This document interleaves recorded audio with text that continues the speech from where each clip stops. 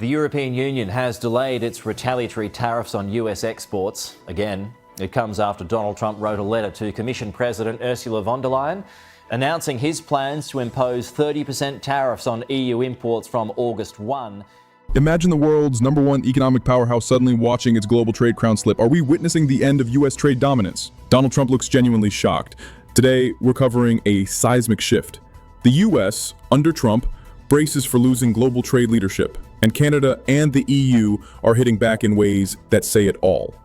In July 2025, Trump announced 30% tariffs on EU and Mexican imports, effective August 1st, and floated 35% tariffs on Canada. We did steel, as you know, they're 50%. We did aluminum, 50%. Lumber just came out. We're entering that's copper. And we did cars. And now, today we're doing copper. We're looking at transatlantic tensions centered on Washington, Ottawa, and Brussels. First came letters on July 10th through 12th. Trump warned of sweeping tariffs on steel, aluminum, autos, agri-goods, and pharma. Days later, EU trade officials flew to Washington to halt the damage. Canada's PM Mark Carney conceded tariffs were likely. Trump's stated aim?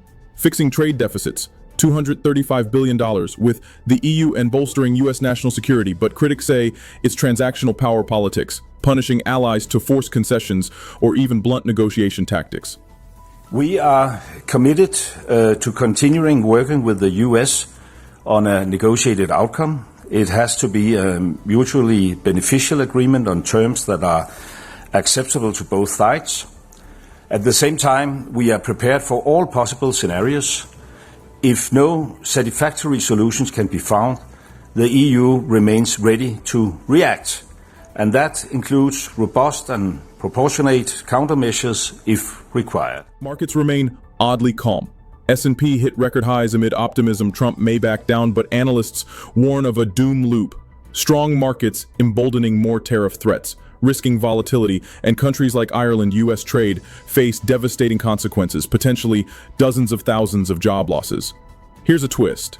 Despite tensions, the EU is simultaneously courting South America and Asia, pushing deals with India, Indonesia, CPTPP countries, signaling de-risking from US reliance. And there's a cultural angle. Canadian public opinion has soured. Polls show 64% of Canadians now hold unfavorable views of the US.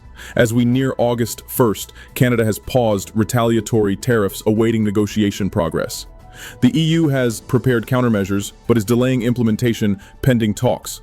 Will diplomacy prevail, or will Canada, the EU and allies double down, driving a wedge in global trade and reshaping supply chains? So, is the US losing trade leadership? Canada's bold stance, the EU's pivot to Asia, global market jitters, they all point to a new era. Hit subscribe, drop a comment, and dig deeper in the sources below.